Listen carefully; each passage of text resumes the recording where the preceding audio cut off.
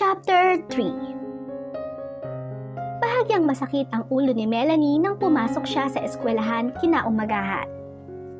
Pagkatapos ng kanilang girls' night out ng kanyang mga kaibigan na paminsan-minsan lang naman nangyayari, palagi siyang pumapasok sa eskwelahan nang pumipintig-pintig ang ulo sa hangover.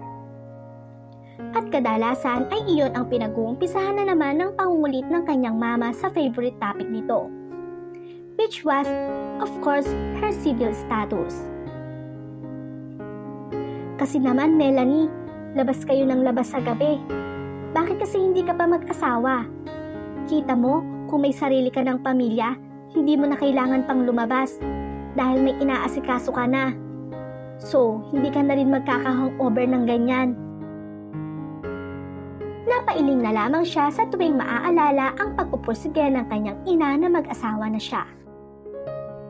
Lubhang di pamilyar na eksena ng isang ama at anak ang nakita niya habang papalapit siya sa kanyang classroom. Magalang na bumati sa kanya si James nang makita siya rito. "Good morning, Teacher Lani. Inihatid po ako ngayon ni Daddy." Hindi maikakaila ang kasiyahan nito. "And he helped me with my homework last night. He even woke me up and checked if I had a homework." So, at least natauhan din ang lalaking ito sa sinabi niya. Sa isip-isip niya. "That's great, James. Always do your homework, ha?" Napilitan na rin siyang batiin ang ama nito. "Good morning, Mr. Crawford. It's nice of you to take James to school. I hope you feel well today, Miss Antillian." "I always do, Mr. Crawford." Silang dalawa lang ang nagkakaintindihan sa kanilang usapan. Ano kaya kung araw-arawin na nitong ihatid ang anak sa school? He was thinking of the boy's happiness. Nagpaalam na ito sa anak. "Son, don't give your teacher further headaches, ha?" Kinulo nito ang buhok ng bata. Tumango naman si James. Pagkuway sa kanya naman ito bumali. "I hope you wouldn't stick your nose to where it doesn't belong, Miss Santillan." Paanas na sabi nito. "I will, Mr. Crawford. If you will not make the mistake of facing me off again." Ngaling-ngaling sabihin niya rito. Napansin niyang halos lahat ng kababaihan doon ay nakatingin dito. Nang makaalis si Nick ay excited na nagtanong sa kanya si James. Teacher Lani, sabi ng daddy ko, magkukwentuhan raw po kayo ngayon ng tungkol sa 3 masasayang magkakaibigan." "Ha? Ano bang sinasabi nito?" "3 babae raw po. Sina Bloody Mary, Margarita at Gin Tonic." He was not a bit amused. "Tell your dad to tell you the story himself, because I'm sure he's well versed about that than me." "Tell him that, ha, James?" Buong inosenteng tumango ang bata. Kahit si Yaya Cory na kanina patahimik lang na nagmamasid ay alam niyang walang masakyan sa kanilang usapan. "Yaya Cory, napagsabihan ba kayo tungkol doon sa..." Hindi niya maituloy-tuloy ang gustong itanong. "Hindi naman po, Ma'am Lani. Kaya lang tinanong niya kung ano ang mga naikwento ko sa inyo." So, ayaw pala ng lalaking iyon na may mailabas na istorya. The more her interest was piqued. "Sabi ko naman, na itanong niyo lang kasi concerned kayo sa bata. Wala na rin naman siyang sinabing iba." Patuloy ni Yaya Cory. Hindi na siya nag-usisa pa. After all, ang concern lang niya ay ang bata. Inulit-ulit niya yon sa sarili. Subalit na naig ang kanyang kuryosidad. Kailangan niyang aminin sa sarili na curious siya kung bakit naghiwalay si Nick at ang asawa nito. Mientras na lalo siyang nag-iisip tungkol sa relationships, lalo tuloy siyang napapalapit kay James.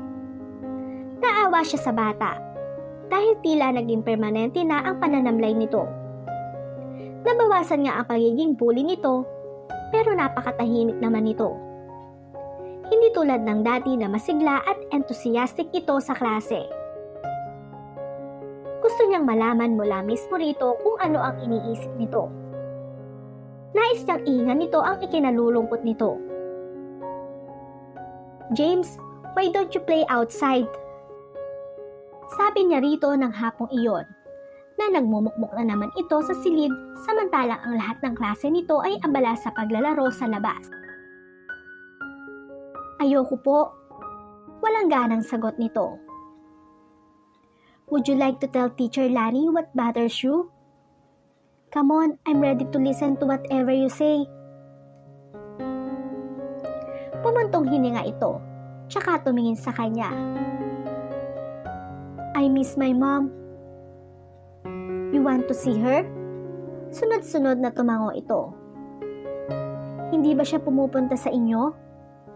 Umiling ito. "Hindi ka ba dinadala ng daddy mo sa mami mo?" Muling umiling ito.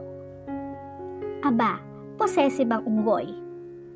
Walang dahilan para pigilan at hadlangan ang kawawang bata sa kasiyahang makita at makasama ang mami nito kahit paminsan-minsan.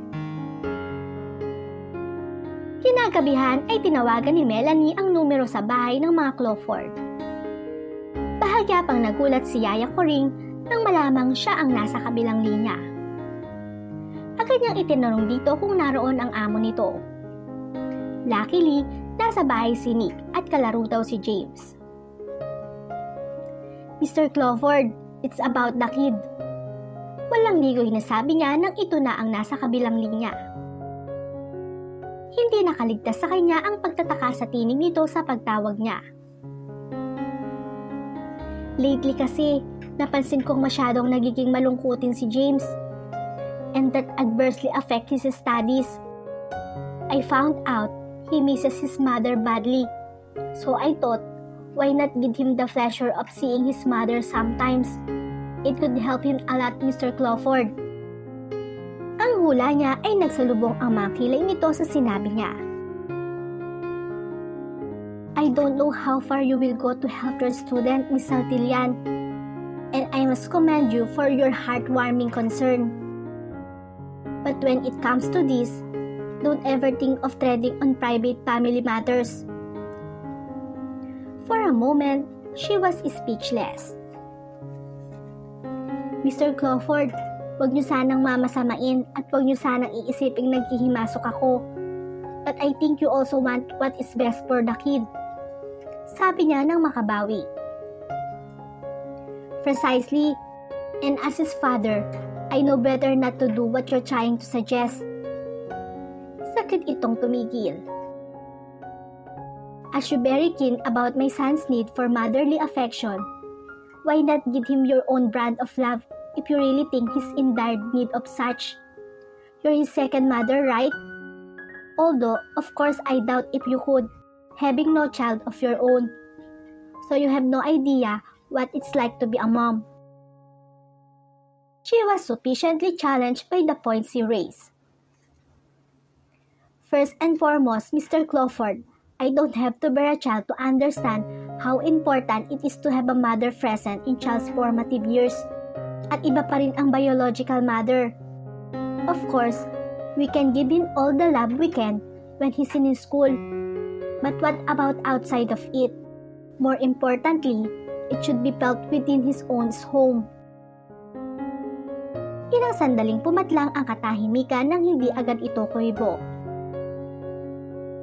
"Then, I'm gladly invite you to come here sometimes to let him feel that homely warmth."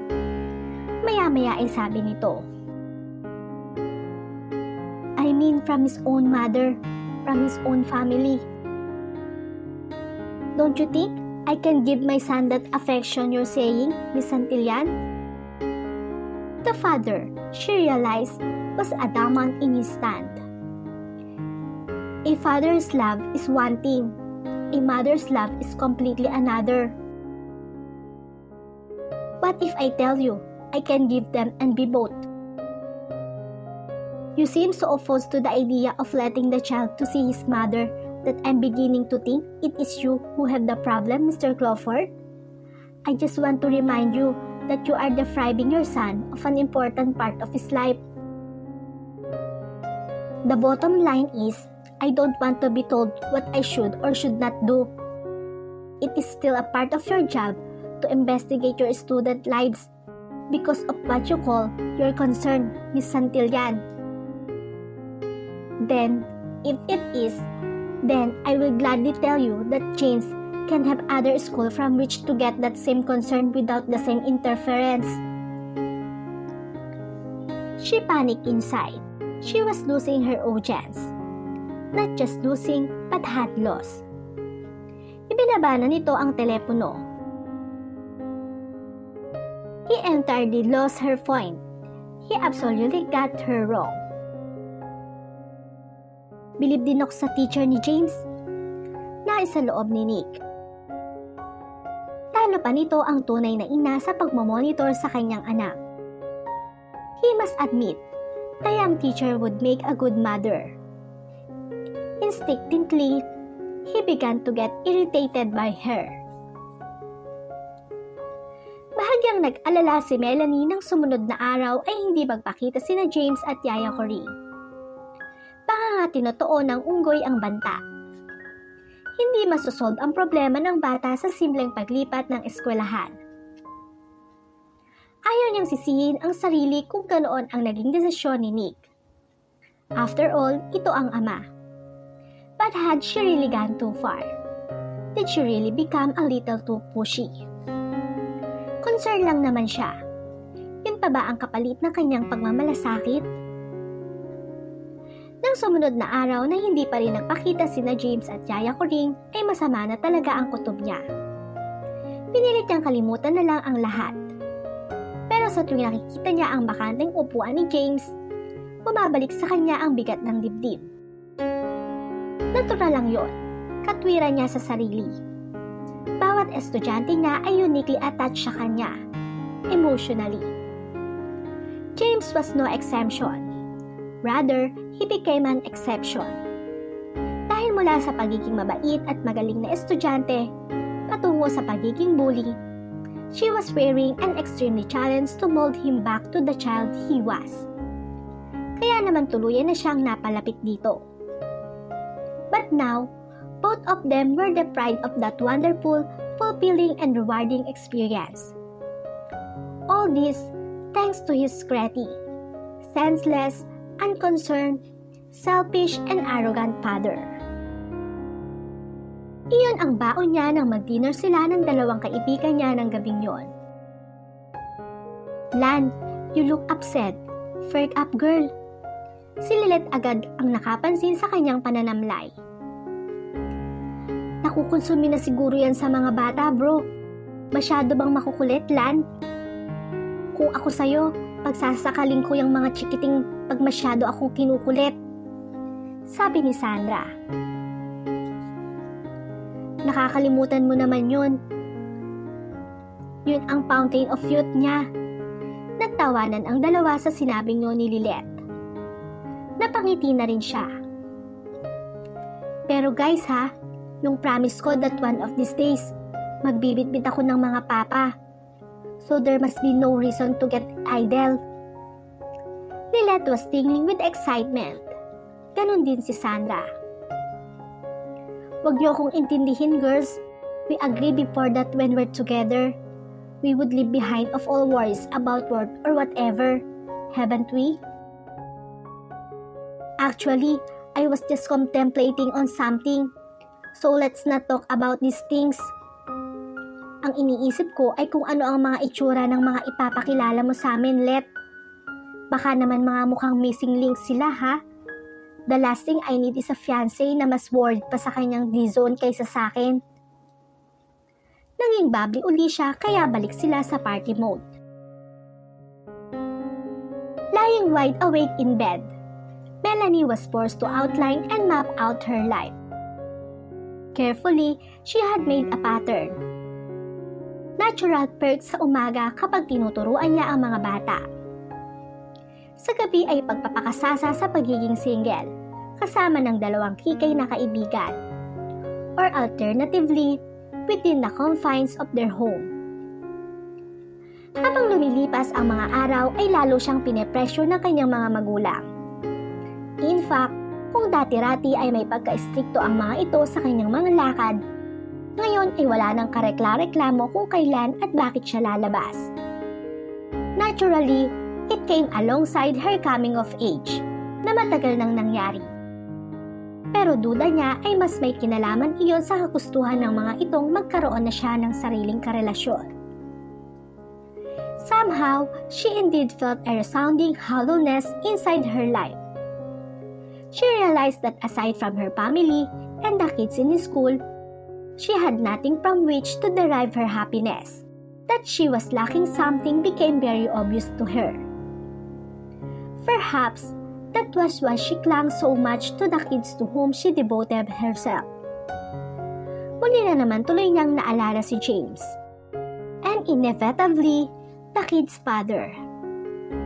Nabadrip tuloy siya bago nakatulog. Sa pangatlong araw na hindi nagpakita sina Yaya Coring at James, ay tuluyan nang nabahala si Melanie. Ano na lang ang mangyayari sa bata kung di haharapin ng ama nito ang personal na issue nito, kung ano man yon. Nadadamay patuloy ang bata. Medyo sinisi niya ang sarili sa nangyari. Perhaps she had been a little tactless on the man. Hindi niya alam ang emotional makeup nito at ang inaasahan niya ay magiging matured at rational ito. Ngunit determinado siyang matulungan ang kawawang nababagabag na bata. Pagkatapos pag-isipang mabuti, ay desidido siyang pumunta sa bahay ng mga ito ng hapon din yon. It took her quite some time bago niya natunton ang hinahanap na address na nasa malapit na subdivision lang. Nakatama siya ng tensyon habang papalapit siya ron. Baka kung ano na namang isipin ng Nick Lawford na yon, na masyado na siyang nagiging pakialamera. Tahimik ang buong bahay. Animoy walang tao. Napansin niya ang malinis at maayos na paligid. Well-manicured lawn, orchidarium at iba't ibang ornamental plants sa palibot. May munting palaruan din sa isang sulok ng bakuran. The place was a sight to behold, but it was obviously lacking something. It was empty. Nagpakasakali pa rin siya at nag-doorbell. After a few minutes, when she was ready to give up, bumukas ang pinto at sumungaw ang ulo ni Yaya Coring. Ay, kayo po pala, Ma'am Lani. Hindi makapaniwalang tili nito. Agad na lumapit ito at pinagbuksan siya ng gate. Bakit hindi pumapasok si James nitong nakaraang 3 araw, Yaya Coring? Wala nang inaksayang oras ang usisa niya. Pati mga tawag ko ay wala ring sumasagot. Ano po kasi, Ma'am Lani? Dinala po kasi ni Sir Nick si James kay Ma'am Clarice para magkapiling naman daw ang mag-ina. Ngayon na nga po susunduin ni Sir James eh. Bukas po papasok na siya. Sa narinig niya ay parang hinawi ang ulap ng alalahanin sa kanyang puso. Pero bakit wala man lang ipinarating sa eskwelahan, Yaya? Sana'y itinawag niyo man lang para alam namin ang dahilan ng pag-absent niya. Pati mga tawag ko ay wala man lang sumasagot. Ano po kasi, Ma'am? Yun ang kabilin-bilinan ni Sir Nick sa akin eh. Huwag ko raw sasabihin sa inyo. Tsaka may caller ID po kasi kami. Nakayukong sabi nito. Taba niya ang pagragasa ng dugo sa kanyang sentido. Kaya na ho pala sila. Isang busina sa likuran ang nagpalingon sa kanya. Dahil sa pag-iinit ng ulo niya, ay hindi niya napansin ang dumating na sasakyan. Pumarada iyon sa unahan ng kanyang Altis. Mula roon ay mabilis na bumaba ang tuwang-tuwang si Jay. Teacher Lani, it's you. I'm back. Tumakbo ito patungo sa kanya. Mahigpit na nangunyapit sa kanyang leeg at pinugpog siya ng halik sa pisngi. Sumunod na bumaba ang daddy nito, with a teasing and sparkling look in his bluish gray eyes, and a devilish grin. The nerve, kay sarap sigurong burahin ang pagmumukha nito. Looking for my son?